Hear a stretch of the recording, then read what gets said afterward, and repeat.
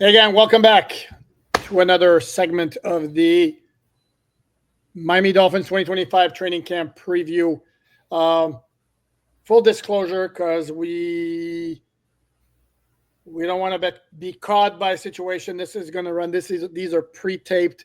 We are not responsible if the Miami Dolphins make some moves after we record and before it airs. So we're not anticipating. Today we're going to talk about the edge defenders, and we're not anticipating Dolphins making moves such as signing Von Miller just because he's available and he's a big name and all that. Because the Dolphins, guess what, already have their share of talented yet injury concerns at the position in the form of Bradley Chubb and Jaylen Phillips. But where are my manners? Allow me to introduce Dante Collinelli, deputy editor of Miami Dolphins NSI, joining me once again for a series of positional previews. Dante, how are we feeling about the edge defenders when it comes to the Miami Dolphins? Oof. It's a really interesting conversation. I don't know if you feel the same way, but I feel like if the Dolphins are going to exceed expectations this year, like this is the group that I think is going to have to carry a lot of that load. Yep. Right? I think the Dolphins are making a really big bet on pass rush over pass coverage in the sense that they haven't added a ton to the secondary. You know, the secondary is what it is. The pass rush room, though, has a ton of talent, as you mentioned. Bradley Chubb returns from injury.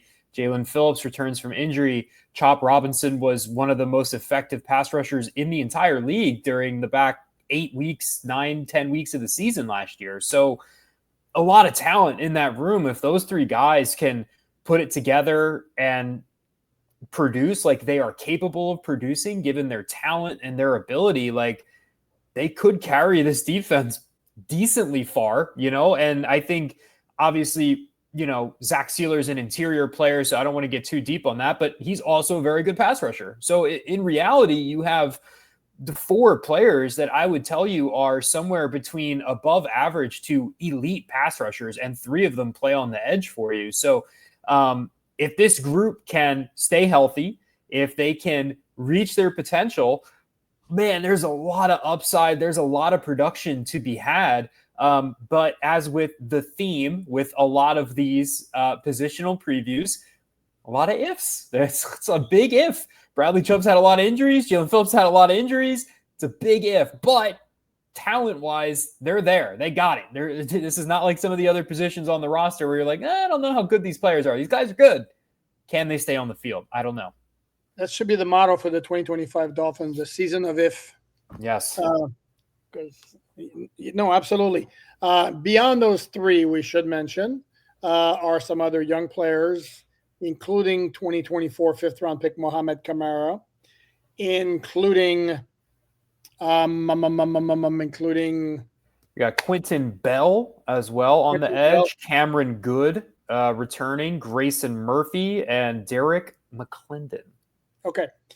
Out of those, the one who intrigues me the most, Quentin Bell, I think is a good, serviceable player. You're going to get what you're going to get out of him, can help on special teams, can make some plays here and there. I don't know what the upside is. I'm going to be honest.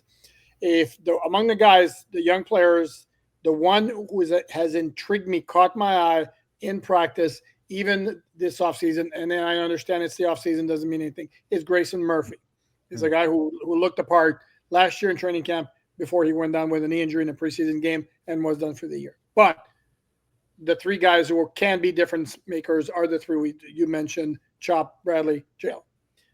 Now, Dolphin fans should know Bradley Chubb tore an ACL and other knee damage as well in 2023 against the Baltimore Ravens on Christmas Eve on New Year's Eve. And what the hell was he doing on the field at the end of a 56-19 blowout loss? I don't know.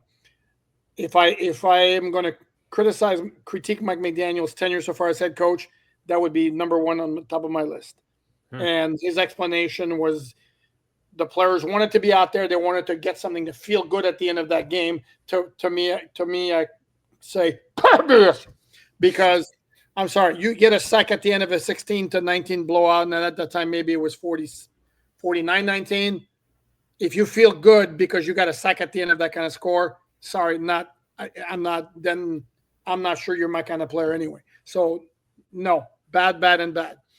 And then spent all of last year rehabbing the injury. Was taken off PUP, started practicing, but the Dolphins didn't activate him, potentially because he had injury guarantees in his contract, and if he gotten hurt, they'd put him on the hook. As it turned out, they restructured his contract in the offseason, as in he took a pay cut because he wanted to stay and finish the job. And Bradley Chubb is a really good dude. He's one of those guys who can be a leader. If you were a team captain in 2025, would not surprise me. Question now becomes, this is not his first ACL, by the way. What's a fair expectation for Bradley Chubb? Obviously, we don't know exactly what's he going to look like, but what's a fair expectation? Yeah, it's a really good question. I struggle with that because I think this is a player who has the ability to get you 10 plus sacks, right? Just on natural ability, right? Like he has been when he plays, he's been good. Going back to his time in Denver, his time with Miami, like whenever he can play, 14, 15, 16, 17 games, like he produces 10 plus sacks roughly, right? And so that's the ability that he has.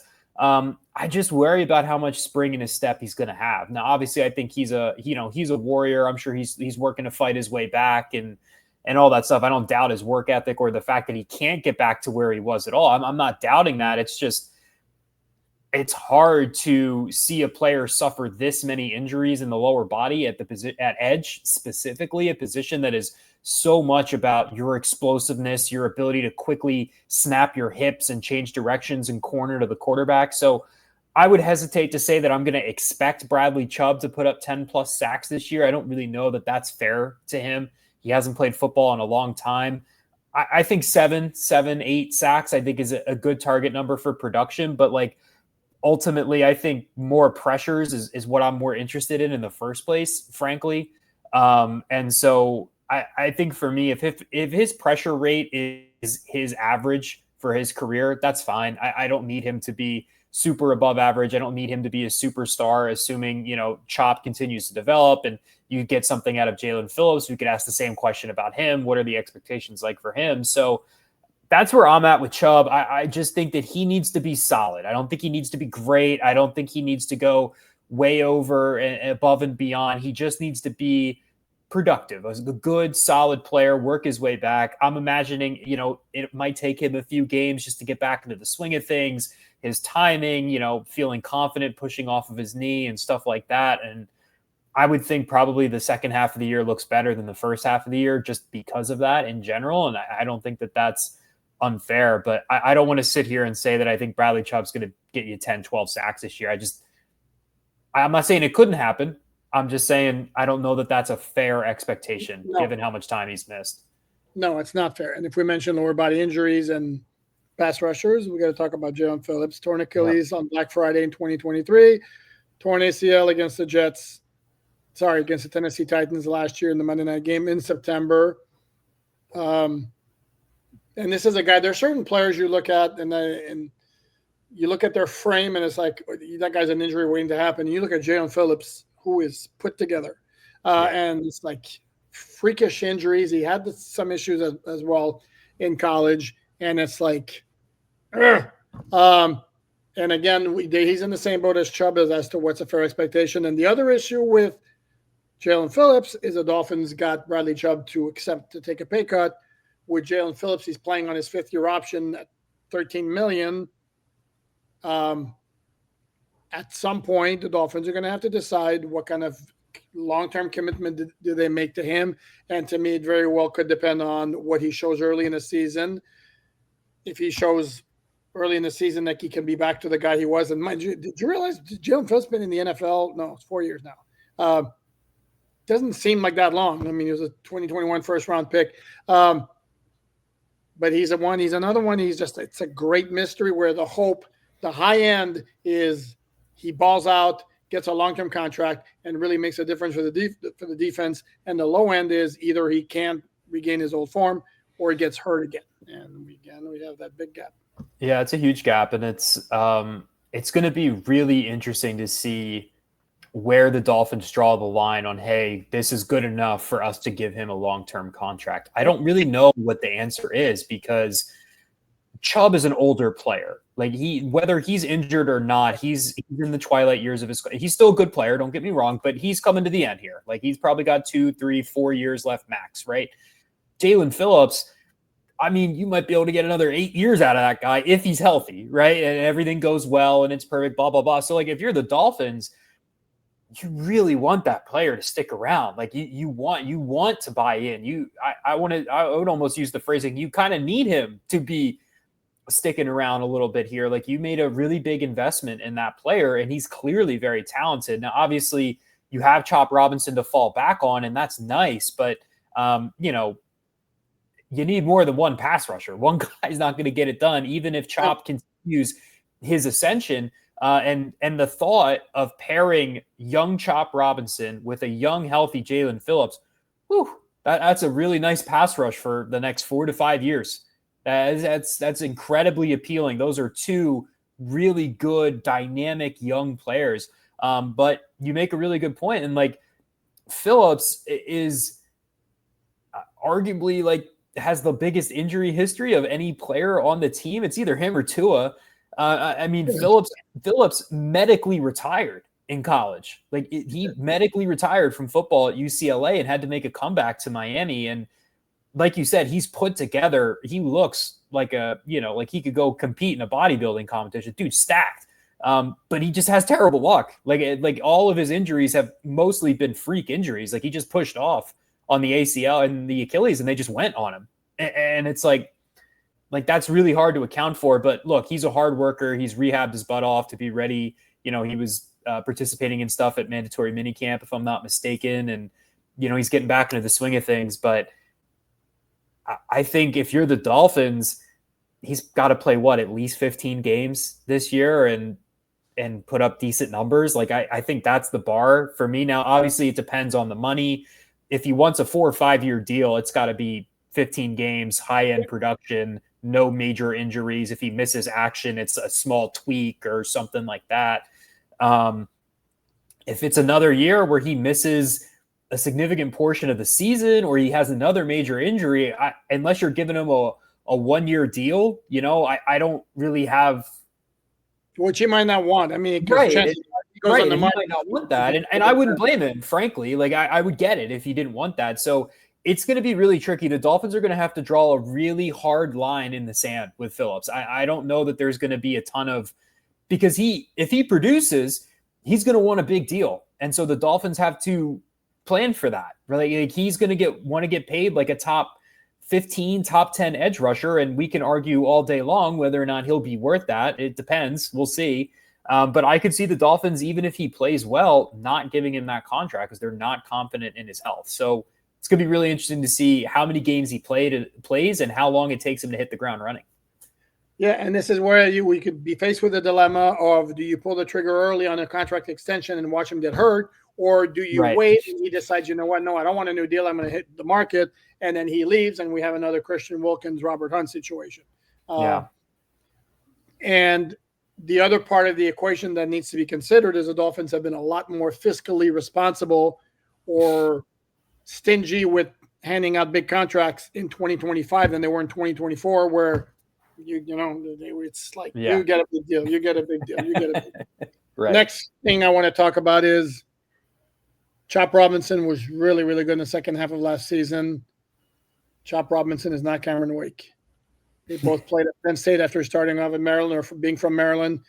They're not the same player. First of all, Cameron Wake, speaking of like bodybuilder types, Cameron Wake was. But this is a guy whose basically idea of a snack or dessert was grapes.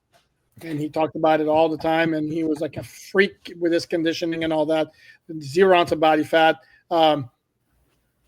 Lot stronger physically than Chop Robinson is. But Chop was a really good player for the Dolphins, particularly in the second half of last season. And very, very intriguing to see where he picks it up from now. Not that he wouldn't have last year, but he's certainly going to get a whole lot of attention from opposing offensive coordinators in making sure he doesn't wreck the game plan. Yeah, for sure. I mean, I think the number one thing that you look at with Chop, right, is just the speed, the burst off the line, the short area quickness. I mean, some of his reps at the end of last season are just like hilarious. Like he's in the backfield and the tackle's like barely out of his stance. Like he's just blowing by guys. I mean, that he had 10 pressures against the Patriots, which, I mean, that offensive line, abject disaster, but I don't really care who you're playing against. The Patriots. I agree to a certain degree, but also 10 pressures in an NFL game against anybody is like, that's impressive. But he beat other players too. It wasn't just the Patriots game, but like it's the thing with Chop, right, is how much can you get him to diversify, right? Like he's an all-world athlete. Like speed, he's got it. Burst, he's got it. I mean, he had one of the best 10-yard splits at the combine when he came out. It translated to the NFL field. The question with Chop is, okay, can I get you to use your hands a little bit better? Can you do a little bit more than just rely on your speed? As a run defender, can I get you to stack blocks better? Can I get you to set the edge a little bit better? I thought you saw some growth in both of those areas last year, but I would describe those as works in progress. He still has a long way to go with those. But ultimately, I think that the nice thing about a player like Chop and why a lot of teams will draft edge rushers like this in the first round is because if you can run by offensive tackles consistently, you are going to run into production. Whether or not you can use your hands or whether or not you're the best edge defender on the planet, you're going to run into 6 sacks a year and a bunch of pressures, and you're going to be generally disruptive because you're just more athletic than the other guys. Now, obviously, I think Chop has a higher ceiling. He can do a lot more with just, I mean, God, if he just learns like one pass rush counter, just 100%, he's got a spin move, an inside spin, something. I mean, he'll explode. He doesn't need a lot. Like, I don't need him to be this, I don't need him to be Bradley Chubb, technically sound with 4 different pass rush moves that he can get to at a certain point. I just need him to get like one counter, one pass rush move, be an average run defender, and he's going to be, I think, one of the more productive edge defenders. He can be one of the more productive edge defenders in the sport if he keeps growing. He has that ability, and the natural ability is there. So with Chop, it's going to be really interesting. Like you said, he's going to get more attention this year. I think obviously the hope will be Bradley Chubb and Jaylen Phillips and Zach Sealer pose enough of a threat that teams can't really double team anywhere. If they go to double team somewhere, they're going to get beat on a one-on-one on the other side. That's the hope. That's the plan. Big if, though. Is Bradley Chubb going to be healthy? How good is he going to be? Jaylen Phillips, same thing. I think teams will probably start by paying more attention to Chop Robinson. And then if Jaylen Phillips and Bradley Chubb start to come on, I think we'll start to see that kind of disperse a little bit. But it's going to be a really interesting challenge for Chop because I think at the end of the day, no matter what happens, he is going to have to lead the charge in the edge room, at least initially during the first 6 to 8 weeks of the season as the guys get acclimated and back from injuries. And if those guys don't come back, it's all going to fall on Chop, and then the whole thing falls apart on the defense, frankly. So yeah, because as we mentioned, I mean, the title of this preview episodes, Can the Edge Defender Save the Day? Because one of the problems on defense was very good in terms of yards allowed in 2024. They did not produce takeaways, and part of the reason was there weren't a whole lot of quarterback throws under duress where a lot of your picks comes when the quarterback has got somebody in his grill, tries to force a ball, and then you get a pick. Dolphins didn't have that last year because the pass rush, for lack of a better term, for most of the season, sucked. Chop, good second half notwithstanding, Zach Sealer's double-digit sacks notwithstanding. And it's not just about sacks. It's when you're not getting sacks, affecting the passer. Yeah. Like you can have 3 sacks in a game, and if the quarterback's got 5 seconds on every other drop back, that doesn't work. And there were a lot of occasions last year when the pass rush just wasn't getting there at all. And if the Dolphin defense can't get that done, the defense is going to have issues because there are question marks up the wazoo in the secondary. As we do in every position preview, better or worse than that this time last year, it's got to be better because, again, Phillips, the torn Achilles was November 2023, so he was closer removed. And he's already also said recovering from the ACL was a lot easier. And then Chubb is now another full year removed from his knee injury. And then the personnel is the same. Actually, it's interesting. Ryan Crowe, the outside linebackers coach, pointed that out, that we got the same room. Dolphins did not make any additions. They didn't lose anybody that I can think of, top of my head. We didn't mention Cameron Good is another guy who's got some potential. I think as a good backup piece. Yeah. play some snaps. Well, And they all. technically lost Tyus Bowser and Emmanuel Ogba, right? But they were late ads, right? Bowser was during the season, and Ogba was like during camp, if I'm not It was mistaken. right before camp after Shaq Barrett bailed on the Dolphins. That's what it was. Yeah, that's what it was. Yeah. No Shaq Barrett. So that I think at this time from last year, Dolphins at this time last year had Shaq Barrett, and we didn't know what he was going to be able to provide. And as it turned out, it wasn't much. And even with Tampa Bay, once he did play at the end of the year. So, and then as compared to the rest of the AFC East, thinking about the Jets here having a good group with Will McDonald, 4, had like 8.5 sacks last year. Jermaine Johnson, former first-round pick, coming back from an injury. I believe it's also an Achilles. That's a question mark for them. But if he comes back and can produce, that's a good tandem as well. The Bills, use a 4-3 alignment more often than most teams in the division. But as I says, where, again, is Joey Bosa defensive end? Is he an edge defender? Yes. AJ Epinesa, Greg Russo. That's not a bad group. They drafted Landon Jackson from Arkansas, I want to say, in round 3 or 4.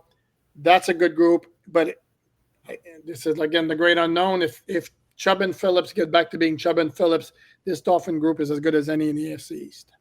I agree. I think if we're setting injury history aside here for a second, right, and we're just going off talent, I think the Dolphins have the best edge group in the division. It's close. I don't think it's a runaway. I like the Jets group. I think the Bills group is fine and competent. They have some good players.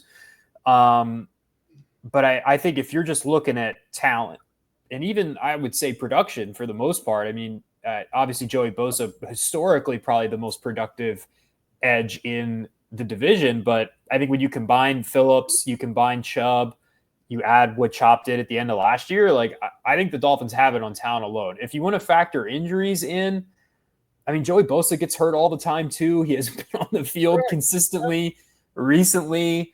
You mentioned the Jets were missing Jermaine Johnson due to injury at a certain point. Will McDonald came on really nicely last year. Like, I don't think the Patriots factor into this. I'm not a Harold Landry guy. I think that's a fine signing for where they're at, but I think he's a player whose production is very misleading for what his play on the field actually is. I do really like Keon White as a young player, but I don't think he Commander roughness penalty. I'm sorry. Go ahead. Yeah, so it might be the Dolphins regardless of injury, if we're being honest. Like I might have talked myself into it. I wasn't sure I was going to get there when I started talking about this, but I might have talked myself into it. I think because you can argue injuries for Buffalo and the Jets, and I think the Dolphins have a little more injury questions for sure, but I don't know. It's a good room. It's close. No, I agree. Yeah, to me, it's a toss-up between the Dolphins and, of course, the Bills. But again, this is a key to the season, and you hate to be dependent on guys who are coming off severe injuries, but that's where we are, unfortunately. As always, that's going to wrap it up for this particular episode. As always, please like, subscribe, share, all that good stuff. He is Dante Collinelli. I am Poop. Catch our fine written work at MiamiDolphins on SI.com and all the episodes of the All Dolphins podcast right here. Thanks for watching.